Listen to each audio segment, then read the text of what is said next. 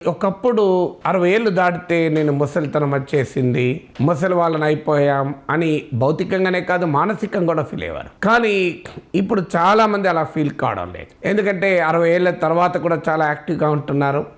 Life expectancy సగటు జీవిత కాలం బాగా పెరుగుతోంది. అందువల్ల డెమోగ్రఫీ అంటే సైన్స్ ఆఫ్ పాపులేషన్ జనాభా శాస్త్రము ఇప్పుడు ముసలి వాళ్ళను రెండుగా వర్గీకరించింది. యంగ్ ఓల్డ్, ఓల్డ్ ఓల్డ్ అని. అంటే ముసలి వాళ్ళలో కూడా యువ ముసలితనం, అలాగే ముసలి వాళ్ళలో ముసలి వాళ్ళు అని గతంలో వర్గీకరించింది. Young old and old old అని. 60 to 80 యంగ్ ఓల్డ్ అని, 80 and above ఓల్డ్ ఓల్డ్ అని వర్గీకరించింది. ఓల్డ్ ఏజ్ ఎప్పుడు వస్తుంది, వృద్ధాప్యం ఎప్పుడు వస్తుంది, ముసలితనం ఎప్పుడు వస్తుంది, వృద్ధులంటే ఏ వయసులో వాళ్ళని వృద్ధులు అనాలి. డబ్లిన్కి చెందినటువంటి ట్రినిటీ కాలేజ్ ఇన్స్టిట్యూట్ ఆఫ్ న్యూరో సైన్సెస్కు చెందిన శాస్త్రవేత్త ఇయాన్ రాబర్ట్సన్. సో ఈ ఇయాన్ రాబర్ట్సన్ 1984 నుంచి మానవ మేధస్సు పైన, మెదడు పైన ఆయన ఇతోధికంగా పరిశోధనలు జరుపుతున్నాడు. ఆయన చెప్పింది ఏంటంటే 1984లో తాను ఫస్ట్ టైం పరిశోధనలు మొదలుపెట్టినప్పుడు ఈ బ్రెయిన్ స్ట్రోక్ అంటారు. ఇప్పుడు హార్ట్ అటాక్ లాగా బ్రెయిన్ స్ట్రోక్ కూడా వస్తుంది. బ్రెయిన్ స్ట్రోక్ వచ్చిన పేషెంట్ల సగటు వయసు తీశాడు. ఎవరేజ్ ఏజ్ 72 years ఉండే.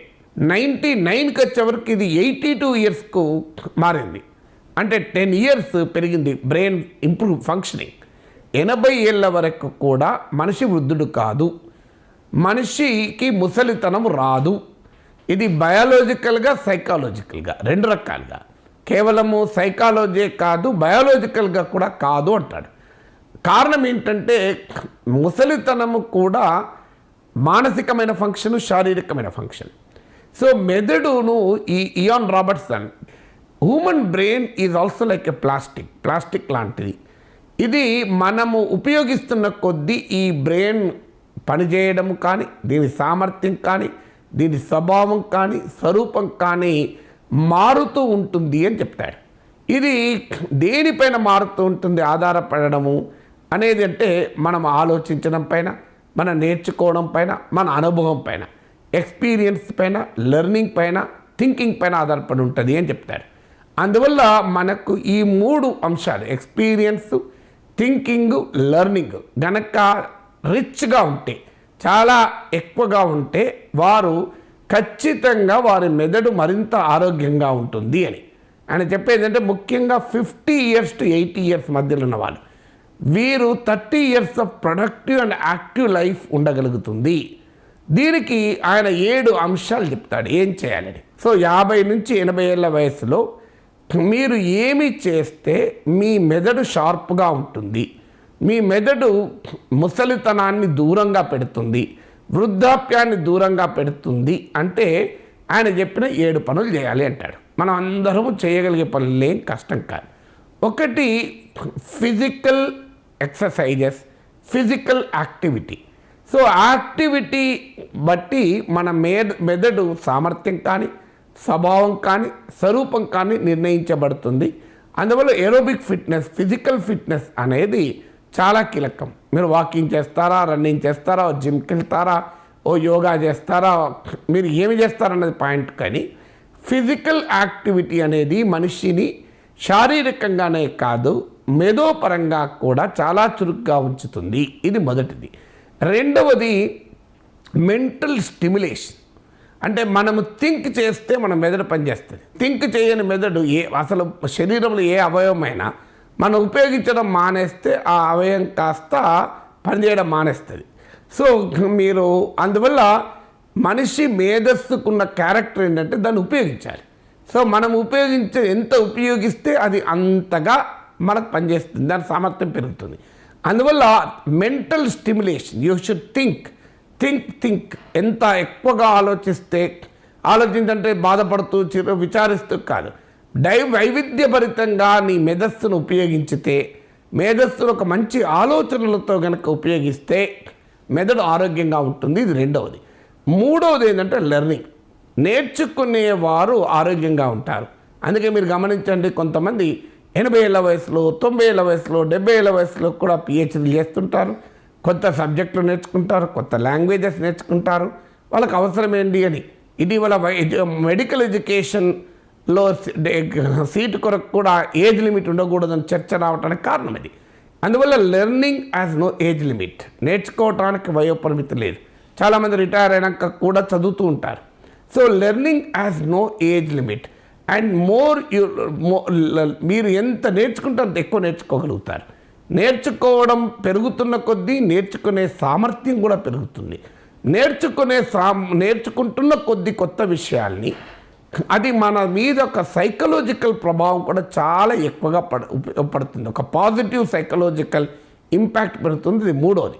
అందువల్ల ఆలోచించండి, నేర్చుకోండి, ఫిజికల్ ఎక్సర్సైజ్ చేయండి. ఇక నాలుగవది ఏంటంటే స్ట్రెస్ తగ్గించుకోండి. స్ట్రెస్ అనేది హ్యూమన్ మెమరీకి పెద్ద శత్రువు. మీ జ్ఞాపక శక్తి తగ్గటానికి ఒక ముఖ్యమైన కారణాలు స్ట్రెస్.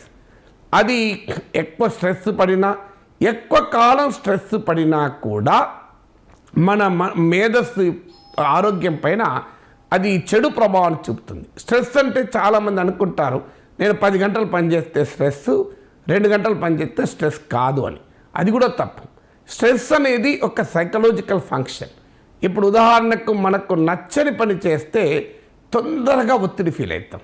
మనకు నచ్చిన పని చేసామనుకోండి అసలు ఒత్తిడే ఉండదు.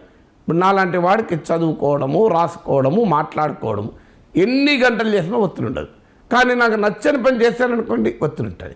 మీకు ఇంటికి ఎవరైనా బాగా నచ్చిన వాళ్ళు వచ్చారనుకోండి, మీరు ఎన్ని గంటలు వాళ్ళతో గడిపినా మీకు ఒత్తిడి ఉండదు. కానీ మీకు నచ్చని వ్యక్తులు వచ్చారనుకోండి, మీ మానసికంగా చిరాకు పడుతుంటాడు, వాడు ఎప్పుడు పోతాడా అని చూస్తారు. అందువల్ల హై స్ట్రెస్ తగ్గించుకోండి. లాంగ్ స్ట్రెస్, దీర్ఘకాల స్ట్రెస్ తగ్గించుకోండి. చాలా ఆనందంగా తేలికగా మనస్సుతో గడపడం నేర్చుకోండి. ఒత్తిడి మానవ జ్ఞాపక శక్తిని దెబ్బతీస్తుంది. ఇక ఐదవది ఏంటంటే ఫుడ్.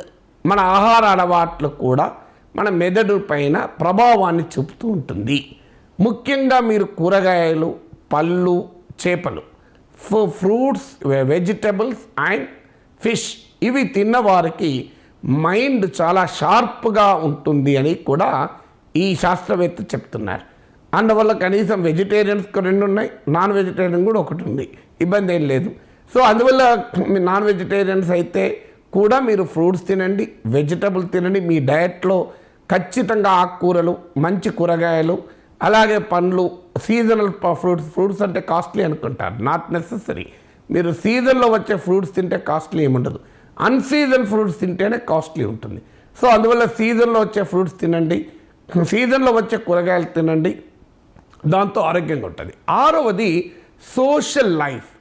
సోషల్ లైఫ్ ఎక్కువ ఉంటే వారి మైండ్ చాలా షార్ప్గా ఉంటుంది. చాలామంది అరే ఎవరితో తిరగద్దురా, నీ టైం అంతా వేస్ట్ అవుతుంది మన పిల్లలు చెప్తుంటాం. ఫ్రెండ్స్ వద్దురా, పర్లేదారా ఎప్పటికి ఫ్రెండ్స్ అయినారా అంటుంటాం. ఫ్రెండ్స్ వచ్చాడు, ఫ్రెండ్స్తో ఆడుకోవడం, ఏమద్దురా కూర్చోవాలి, ఇంట్లో కూర్చోవాలి, చదువుకుంటూ కూర్చోవాలి అనుకుంటారు. కానీ అది నిజం కాదు.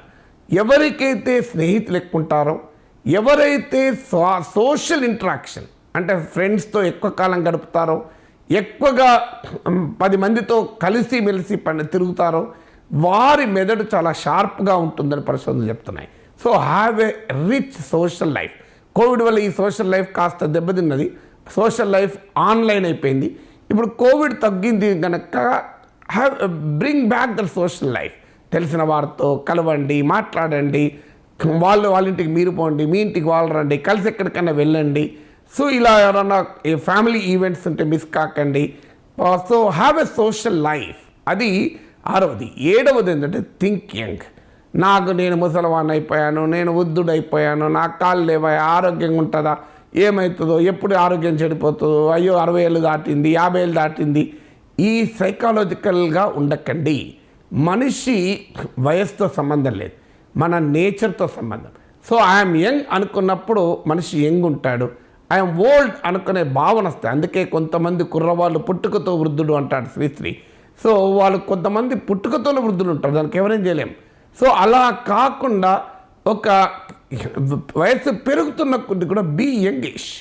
నేను ఐఎమ్ స్టిల్ యంగ్. అందుకే ఈ వీడియో చేయడం ఉద్దేశం ఏంటంటే 80 ఏళ్ళ వరకు కూడా మీరు you are not old, you may not be young. మీరు యవ్వనంలో ఉన్నారని నేనేమంటలేను. కనీసం ముసలి వాళ్ళైతే కాదు. మీకు యవ్వనము 20 ఏళ్ళు ఉంటుంది అనుకుందాం, 22, 25 to 50 అనుకుంటే అది 25 ఏళ్ళు ఉంటే యవ్వనం ఒక 10 ఇయర్స్, మిడిల్ ఏజ్ ఒక 10-15 ఇయర్స్ అనుకుంటే ఈ age 50 to 80 is a very very useful age. ఇది అయిపోయిన ఏజ్ కాదు, ఇది కరిగిపోయిన ఏజ్ కాదు, ఇది స్పెంట్ ఏజ్ కాదు. It is a very productive age in life. So enjoy this productive age in life. 50 to 80, 60 to 60 వరకు ఎలాగో రిటైర్ కారు కనుక చాలామంది ఉంటారు. కానీ 60 ఏళ్ళు అయిపోయినాక జీవితం అయిపోయింది కాదు, మీకు వృద్ధాప్యం రాలేదు. You may be retired but you are not tired. Retire అయిన వాళ్ళు కూడా టైర్ కావాల్సిన అవసరం లేదు అన్నది ఈ కొత్త పరిశోధన మనకు చెప్తున్న అంశం. సో 80 ఏళ్ళ వరకు మీరు ముసలి వాళ్ళు కాదు, మీరు వృద్ధులు కాదు, మీరు ఓల్డ్ ఏజ్ పీపుల్ కాదు. అయితే సీనియర్ సిటిజన్స్ అవుతారేమో, కానీ వృద్ధులు మాత్రం